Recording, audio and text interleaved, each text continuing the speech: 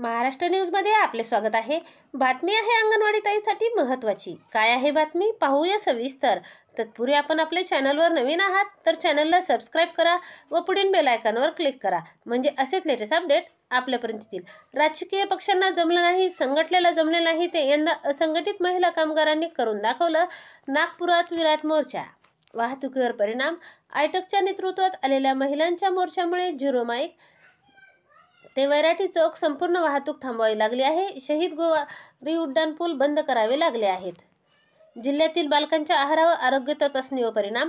अंगणवाडी सेविका, मदतनीस, मिनी अंगणवाडी कर्मचारी आपल्या विविध प्रलंबित मागण्यांसाठी गेल्या 15 दिवसापासून बेमुदत संपावर आहेत।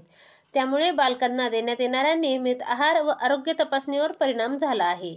रात्रीच्या भर थंडीत महिलांचा ठिय्या आंदोलन। नागपुरामध्ये रास्ता रोको। नागपूरमध्ये झिरो माईक जवळ आयटकचा मोर्चा। एकाच ठिकाणी कुठल्याही परिस्थितीत मासिक पेन्शन मिळालीच पाहिजे।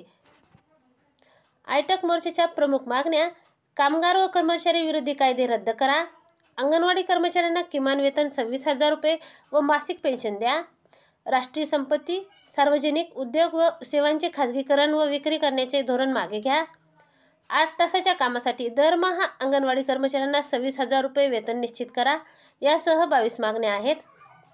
माजी महिला बालकल्याण मंत्री हर्षवर्धन दादा आले होते। त्यांनी आपल्या मोर्चाला संपूर्ण पाठिंबा दिला आहे।